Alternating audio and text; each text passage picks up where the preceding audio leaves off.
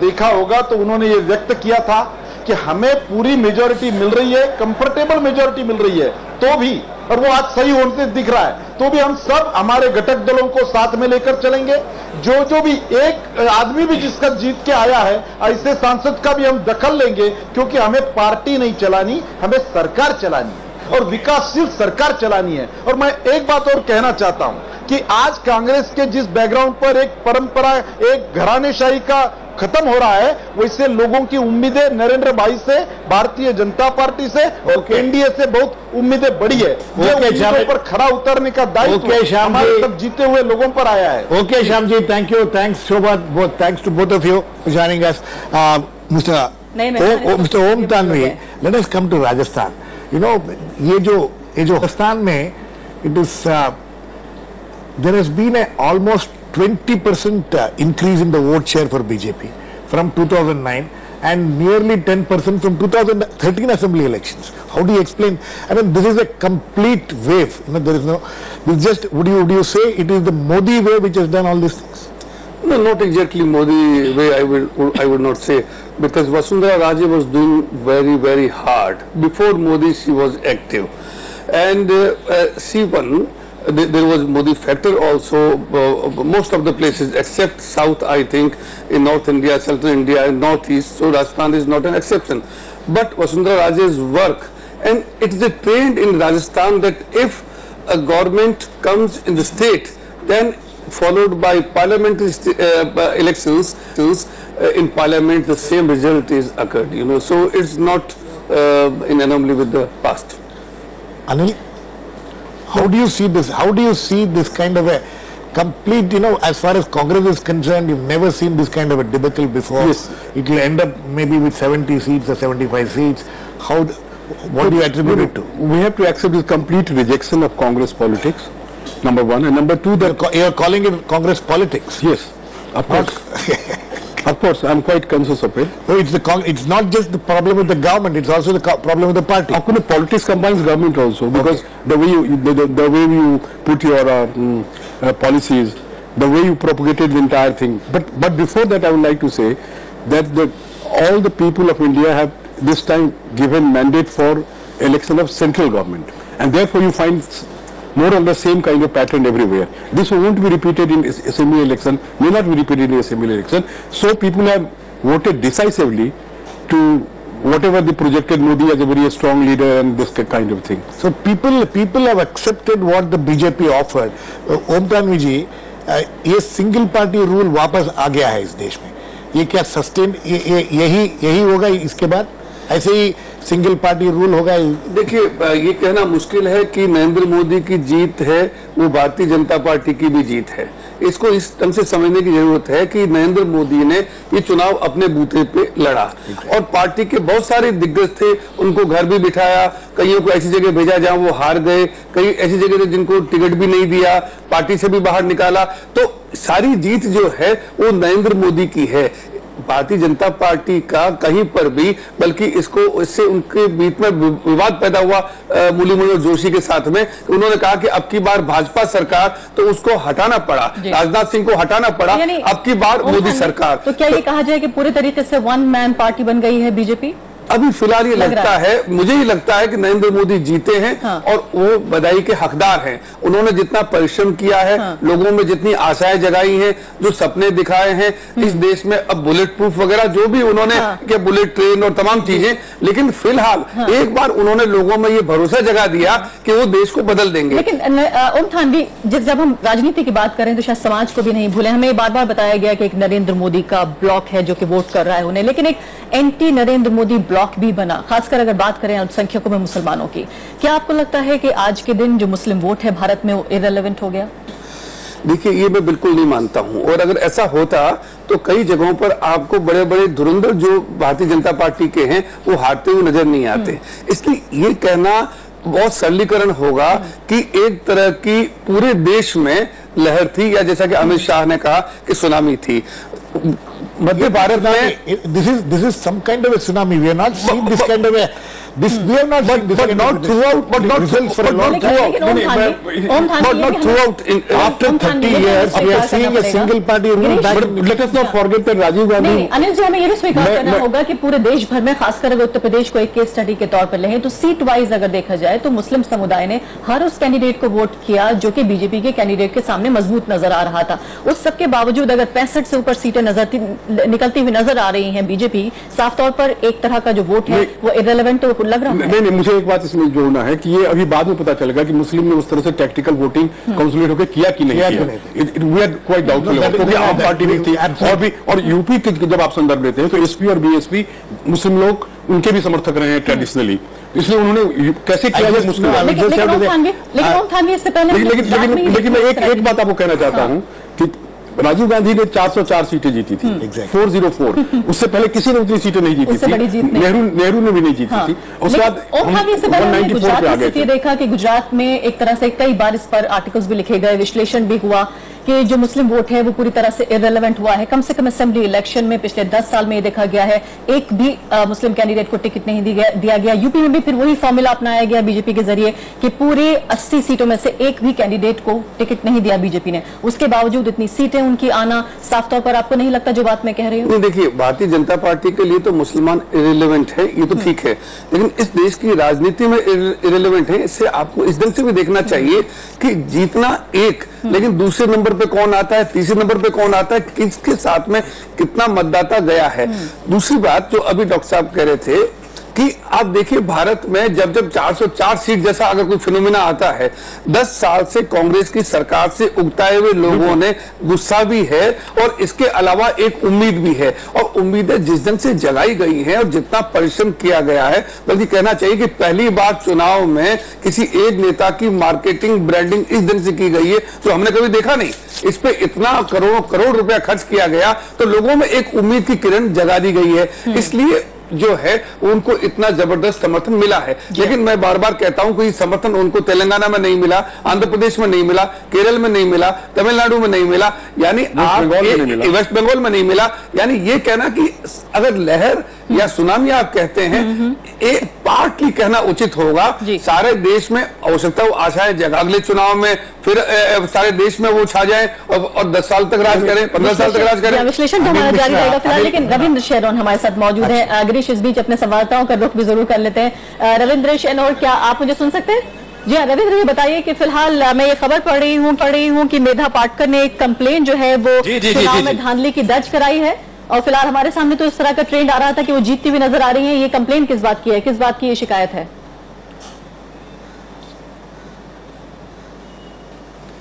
देखिए, शिकायत जो है चुनाव में धांधली को लेकर के ही की गई है, और इस तरह की शिकायतें एक दो जगह से और भी सुनने को हमको मिल रही हैं। काउंटिंग में कुछ गड़बड़ है, इस तरह की बात को यहाँ पे भी सुनने में आ रहा है। उसकी तफसील से जानकारी अभी तक हमारे पास नहीं पहुंची है जी। लेकिन जो यहाँ पर ट्रेंड मिल रहे हैं वो बिल्कुल हमारी आशाओं के विपरीत, और जिस तरह की नरेंद्र मोदी की लहर हम लोगों को देखने को मिल रही थी, जैसे तमाम एग्जिट पोल्स में बताया जा रहा था, उससे भी कहीं आगे लगभग 40 सीट पे बीजेपी और शिवसेना का गठबंधन जो है इस बार यहाँ पे चुनाव जीतने जा रहा है। विदर्भ का जो इलाका है जहां पे कांग्रेस का पूरा गढ़ माना जाता था, जहां से बड़े बड़े नेता नितिन गडकरी और जो एनसीपी के भंडारा गोंदिया से प्रफुल्ल पटेल चुनाव लड़ रहे थे, उनके भी हारने की संभावनाएं बढ़ रही हैं। जो और केंद्रीय गृह मंत्री थे सुशील कुमार शिंदे, उनकी भी हालत जो है फिलहाल जो ट्रेंड्स आ रहे हैं उसके हिसाब से पीछे चल रहे हैं। तो पूरा जो कद्दावर नेता महाराष्ट्र के पूरे हिंदुस्तान की बीजेपी कांग्रेस में थे, उन सब की लगभग जो है वोट बैंक खिसका है और सारा का सारा बीजेपी की तरफ आया। कोई मुद्दे जो किसानों की बदहाली का मुद्दा था, जिस पर लगातार नरेंद्र मोदी भी बात करते रहे, वो एक तरफा सारा लग रहा है कि वोट गया है। किसी तरह का यहाँ जातीय समीकरण नहीं चला है, कुछ यहाँ पे धर्म और संप्रदाय का मामला नहीं चला है, सिर्फ एक मामला चला है नरेंद्र मोदी का। पूरा मुंबई में भी हम लोग देख रहे हैं कि लग रहा था कि महाराष्ट्र नवनिर्माण सेना है, शायद वो कुछ बाला साहब के देहांत के बाद कुछ वोट काटने में कुछ शायद सफल होगी, लेकिन किसी तरह का वोट नहीं काट पाई है। लेकिन रविंद्र, कहा यह भी जा रहा है कि ये बीजेपी की नरेंद्र मोदी की लहर तो जरूर है, लेकिन कहीं ना कहीं बीजेपी के कांग्रेस पार्टी के कामकाज से भी लोग परेशान थे, और शायद एक मजबूत केंद्र की जो वकालत करते रहे हैं लोग कि शायद एक हाथ से अगर देश चलेगा तो मजबूत होगा। जिस तरह की अर्थव्यवस्था पिछले 10 सालों में देखी गई है, करीब 7 साल में देखी गई है, उससे लोगों की परेशानी भी कहीं ना कहीं इस जीत की तरफ संकेत दे रही है।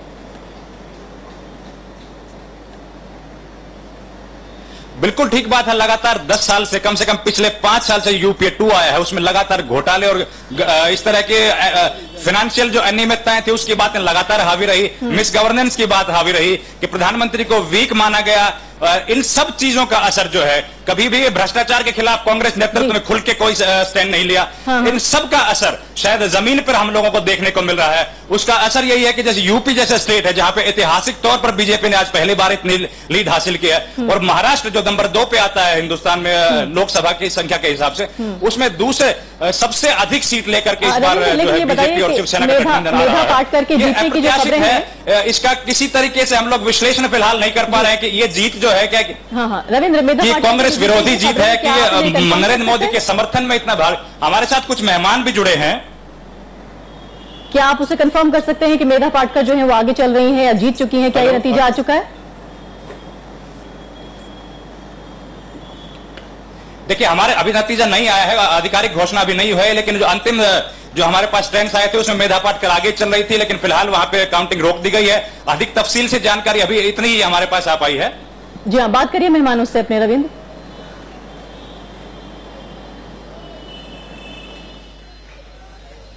हमारे साथ कुछ मेहमान भी हैं और मैं आपको बताऊं, जिस तरह की बात की जा रही है कि नरेंद्र मोदी जो है उससे एक तबका, जो विशेष तबका है, जो मुसलमानों का कहा जाता है, अल्पसंख्यक समुदाय का कहा जाता है, उनको किसी तरह का खतरा है या डरते हैं। हम लोग मुंबई में खड़े हैं और हमारे साथ कुछ मेहमान भी हैं। साहब, आप बताइए, नरेंद्र मोदी जी की सरकार आ गई है, क्या उम्मीदें आपको हैं इस बार? क्योंकि ये बहुत एक प्रचंड बहुमत के साथ सरकार आई है। आने का रीजन तो यही समझ में आता है कि एंटी कांग्रेस के, यानी कांग्रेस के खिलाफ ही वोट गिरे हैं। लास्ट खास कर 5 साल में इन्होंने कुछ किया ही नहीं। सारे लोग जो है कांग्रेस से और ये प्रीवियस गवर्नमेंट से लोग परेशान थे, इसीलिए कहा कि चलो एक दूसरा ऑल्टरनेटिव आजमा कर देखते हैं। लेकिन जो देखने को मिल रहा है, जिस प्रकार के जो है नरेंद्र मोदी ने गुजरात में सारा किया है और उनका एटीट्यूड जो रहा है, वो देखकर तो ऐसा लग रहा है कि इंडिया का फ्यूचर लेकिन आप गुजरात की बात करें, गुजरात में तमाम 26 की 26 सीटों पर नरेंद्र मोदी और उनकी पार्टी आगे चल रही है। आप युवा हैं, आप बताइए। वो नहीं बात है, आप बताएं। हाँ जी, 26 सीटों पे वहां पे जो है नरेंद्र मोदी की पार्टी आगे चल रही है, जबकि हालांकि किसी भी अल्पसंख्यक को वहां पे किसी भी तरह का कोई अल्पसंख्यक को टिकट नहीं दिया गया। हाँ, उसमें जो है एक रीजन तो ये है कि हमारे गुजरात में जो है ना कोई रीजनल पार्टी नहीं है, और कांग्रेस तो बहुत टाइम से वहां पर जो उनका सफाया हो चुका था। फिर जो है ये सारे मुद्दों को लेकर और दूसरी भी ऐसी बातें सारे चली, जिसकी वजह से जो है वो मोदी का और बीजेपी को जो है सारी सीटें उन्हीं को मिली। देखिए अरफा, सरकार जाहिर है बीजेपी की बनने जा रही है, लेकिन फिलहाल कुछ इस तरह के समस्याएं नहीं है हमारे को। लेकिन कुछ लोग आज भी ऐसे हैं जिनको अलग अलग जी कुछ लोग आज भी ऐसे हैं जिनके पास अलग अलग तरह की समस्याएं हैं। उनके अपनी कुछ प्रादुर्भाव है कि आने वाली सरकार में उनके साथ क्या होगा। जाहिर है नरेंद्र मोदी पर बहुत भारी दबाव रहेगा, तमाम सेक्शन ऑफ सोसाइटी को साथ लेकर चलने का। उस तरह का विकास करना पड़ेगा कि कोई भी जो है अंतिम इंसान जो बैठा है, चाहे वो अल्पसंख्यक हो, चाहे वो दलित हो, चाहे वो पिछड़ी जाति का हो, वो छूट न जाए, क्योंकि ये दबाव लगातार नरेंद्र मोदी पर रहेगा। जिस तरह की आशंकाओं और आकांक्षाओं के साथ उन्होंने अपना पूरा प्रचार किया है, लगातार कहते रहे कि एक विकास की जो है नई बयार बहा देंगे, उस विकास का स्वरूप क्या होगा, जमीन पर किस तरीके से वो विकास उतरेगा। अब शायद तमाम जो हिंदुस्तान की जनता है, पूरा देश जो विश्व है, अनिल जी ये बताइए कि आप सुन रहे थे कि जमीन पे विकास उतर रहा है कि सेंसेक्स 800 पॉइंट बढ़ाया है और दूध के दाम 1000 पॉइंट बढ़ गया, और महंगाई बिल्कुल आज कम नहीं हो गई। आप ये बयान सुन रहे थे। फिलहाल कहीं ना कहीं एक जो परसेप्शन बना हुआ है, क्या नरेंद्र मोदी के ऊपर चुनौतियां आएंगी, उसमें सबसे बड़ी चुनौती ये भी होगी बड़ी चुनौतियों में कि एक खास समाज जो अपने को अधूरा महसूस कर रहा है या असुरक्षित महसूस कर रहा है, उनमें सुरक्षा की भावना जगाना। नहीं, तो बहुत बड़ी चुनौती है, क्योंकि अब वो प्रधानमंत्री के रूप में काम करेंगे, किसी प्रदेश के मुख्यमंत्री के रूप में काम नहीं करने जा रहे हैं। और हिंदुस्तान की विविधता को अगर ध्यान में रखें तो ये बहुत बड़ी चुनौती उनके सामने। लेकिन इसके साथ साथ एक बात जरूर हमें समझनी चाहिए कि पूरे कॉर्पोरेट वर्ल्ड का समर्थन उनके पीछे कितना है कि सेंसेक्स 800 पॉइंट या 1000 पॉइंट एक दिन में उछला है। अभी तक इतिहास में किसी भी लोकसभा के नतीजे के बाद ऐसा नहीं हुआ था। अभी कॉर्पोरेट में लड़ा है। और वो कह रहे थे कि फ्यूचर जो है ब्लीक है हिंदुस्तान का। एक तो ये बात है, और दूसरी बात, कॉर्पोरेट कांग्रेस के पीठ पर भी सवार था। ठीक है, कॉर्पोरेट का कोई सगा नहीं होता, कॉर्पोरेट का कोई धर्म नहीं है, उनको फायदा देखना है। अंबानी को अगर 8 रुपया गैस का चाहिए और मोदी गुजरात में बैठे हुए चिट्ठी लिखते हैं केंद्र को, तो अब देखना है कि वो क्या करेंगे। अगर मोदी अब नकेल देखिए मोदी में क्षमताएं भी बहुत हैं, बहुत अच्छा काम गुजरात में किया है। हो सकता है कि वो अंबानी को भी अंगूठा दिखा दें, अडानी को भी अंगूठा दिखा दें और संघ को भी अंगूठा दिखा दें, लेकिन अगर नहीं दिखा पाते हैं तो लोग देख रहे हैं, लोग उनका काम देखेंगे। पर अभी कम से कम उन लोगों ने जबरदस्त उम्मीदों के साथ में भाजपा को नहीं, नरेंद्र मोदी को जीता है, इसको ख्याल रखना चाहिए। ये महाराष्ट्र के रिजल्ट में के बारे में क्या देखिए, महाराष्ट्र में भी it is virtually they are sweeping Maharashtra also. This is something which can reflect on the relationship between the NCP and Congress, or do you think this is the disadvantage of double incumbency? Yes. This is the disadvantage of double incumbency, right. But because their NCP and Congress were in the power for 10 years. And let me remind you one thing, that after 1962, no government in center has been repeated for 10 years. Yes. Only UP has been repeated in 2009. But if you take the history back, so you find that after 67, no political party has been given twice a chance. Right. Rajiv Gandhi's government did not do that kind of mistake, and it was punished from 404 to 194. So what are you trying to say that this is not the end for the Congress party? But surely, this is what you are trying to say. Yes, definitely it is not end for the Congress party, because Congress party represents the kind of politics which has been accepted by 140 others, 146 others were representing, and also 70 of the Congress. And when you go in detail about the percentage of voting that will come later on, then we will be able to have more. You were told that Ashok Chavan was winning? Picture. Ashok Chavan is ahead. You know, Ashok Chavan is ahead. We see from the latest election commission trend show that he is ahead by about 13,000 votes. But we don't know what will happen. We'll have to wait and watch. It makes things very interesting. People are not against corrupt people. People are not against communal people. Exactly. No, for example, see, Yediyurappa has won in Karnataka after all the charges. So the question is, has corruption become a non-issue as far as elections are concerned? क्या बोलते हैं आप? नहीं, मैं ये कह रहा था कि लोगों ने विकास का मुद्दा और महंगाई, अर्थव्यवस्था जिसमें बहुत ही नकारापन कांग्रेस सरकार या यूपी सरकार ने दिखाया, लोगों को विकास जो है उसका वादा मोदी का उसने इतना लुभाया है कि उन्होंने कम्युनलिज्म जो सांप्रदायिकता है, जो उन्होंने भ्रष्टाचार है, तो ये बात की चीजें हैं। सबसे पहले इस देश की जो चूल उखड़ी हुई है अर्थव्यवस्था की, उसको एक आदमी कह रहा है कि मैं इसको सुधार सकता हूं। देखिए, तो एक आशा का वोट है ये। मोदी की हवा चलते हुए भी दिल्ली में मत भूलिए कि मोदी ने रोहिणी में जबरदस्त सभा की और लोगों ने केजरीवाल की सरकार पार्टी को 28 सीटें दे दी थी। लोगों को एक विकल्प चाहिए, और वो विकल्प देश में केजरीवाल नहीं हो सकते थे, भले ही उनको दिल्ली में 7 सीटों के ऊपर 33% मत मिल गए हों। शंभुनाथ जी, फिलहाल जी साहनी जी हमारे साथ जुड़ गए हैं, जेडीयू के नेता। जिस तरह की उम्मीद की जा रही थी कि जेडीयू का जो परफॉर्मेंस है, यानी कि जो एग्जिट पोल्स हैं, उससे तो बेहतर आपके नतीजे हैं, वो कहीं ना कहीं आरजेडी के लिए एक बड़े सेटबैक के तौर पर उभरा है। देखिए, जहां तक बिहार के संबंध में आप सवाल पूछे हैं, यह देश में जिस प्रकार से अभियान चला, उस बिहार में भी प्रभाव पड़ा, और वहां पर खास करके मोस्ट बैकवर्ड क्लास जो है उसका नारा दिया गया, लोगों को दिग्भ्रमित किया गया, जबकि मोस्ट बैकवर्ड है नहीं। मोदी जी, नरेंद्र मोदी जी बोले कि मोस्ट बैकवर्ड से आते हैं। इसका प्रचार वहां ज्यादा हुआ कि देश के प्रधानमंत्री बनने जा रहा है मोस्ट बैकवर्ड, और जो 35% वोट है उसमें डिवाइडेशन हुआ। लेकिन सानी जी, आप बिहार की राजनीति को कैसे बदलते हुए देख रहे हैं? नरेंद्र मोदी की जय जयकार हमने बिहार में सुनी थी, लेकिन जिस तरह की रिपोर्ट्स आ रही थी इससे पहले एग्जिट पोल्स ने भी बड़ी जीत बिहार विचार रखता है, बिहार हर जगह पर अपना एक पहचान रखा है। तो जिस प्रकार से देश का हवा बहा, आज जो है सो देख लीजिए 15वीं लोकसभा में जी कितना चला संसद, लोकसभा या राज्यसभा। जी हाँ, ये क्यों हुआ कि स्पष्ट बहुमत नहीं है।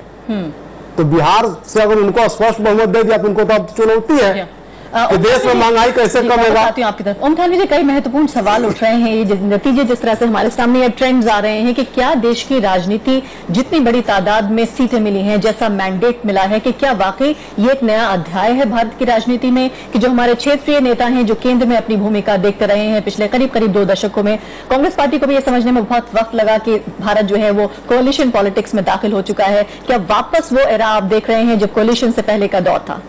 ये तो देखिए 25 साल में ऐसा पहले कभी नहीं हुआ।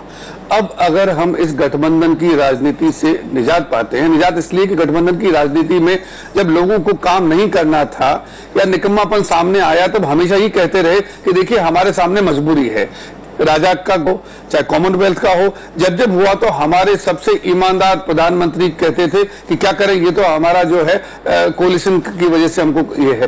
तो पब्लिक ने ये सोचा कि ठीक है, एक बार अब आप इससे निजात दिलाइए और किसी एक पार्टी को लेकर के आइए जो चुनाव हमें जिसको जितवाएं और जो इस देश को चला के बता सके। इसलिए मैंने कहा बहुत बड़ी चुनौती जो है वो कंधों पर नरेंद्र मोदी के है, लेकिन अगर वो उसे निजात दिला सकते हैं तो ये आसानी से यहाँ से हटने वाले भी नहीं होंगे, क्योंकि लोगों का भरोसा जो है वो जीत चुके होंगे। और थानवी जी, इस वक्त हमारे साथ जयवीर शेरगिल जो है कांग्रेस के स्पोक्स पर्सन वो मौजूद हैं। शेरगिल जी, लगातार इस बात पर चर्चा हो रही है कि शायद कभी कांग्रेस पार्टी ने अपने ख्वाब में भी ये नहीं सोचा होगा कि इस तरह का नतीजा देखने को मिलेगा, लेकिन फिलहाल जबकि नतीजे आ ही गए हैं, क्या कांग्रेस पार्टी में इसको लेकर मंथन चल रहा है कि कांग्रेस पार्टी की जो राजनीति है 21वीं सदी के हिंदुस्तान में वो फेल हो रही है?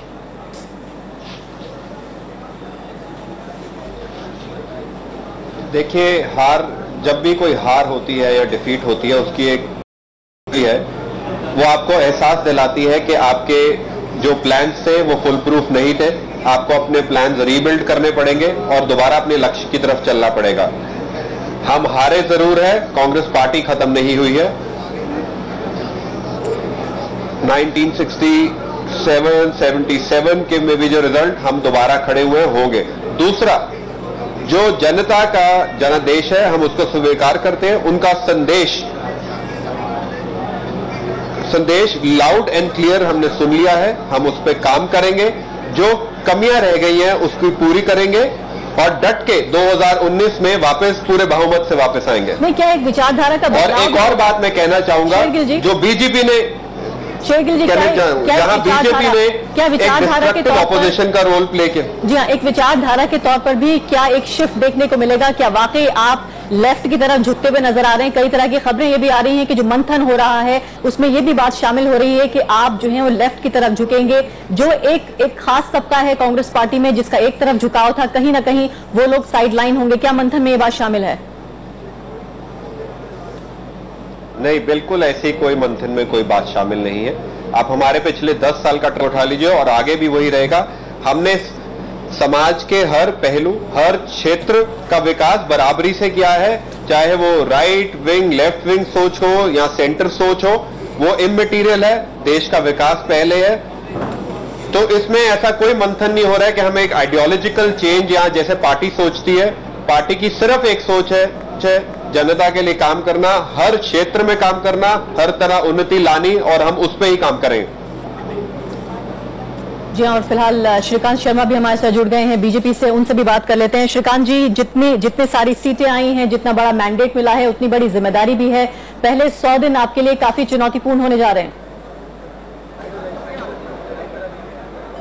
निश्चित रूप से बहुत बड़ी जिम्मेदारी हमारे पास है, और कांग्रेस ने 10 साल में जो गड्ढे किए हैं, बहुत लंबा टाइम तो उन गड्ढों को पाटने में ही लगेगा, क्योंकि जिस एरोगेंस के साथ इन्होंने गबन किया, भ्रष्टाचार किया में, और जो एक मजबूत ढांचा वाजपेयी सरकार ने जो विरासत में छोड़ा था 2004 में मनमोहन सरकार के लिए, श्रीमती गांधी के लिए, इन्होंने उस ढांचे को ही समाप्त कर दिया।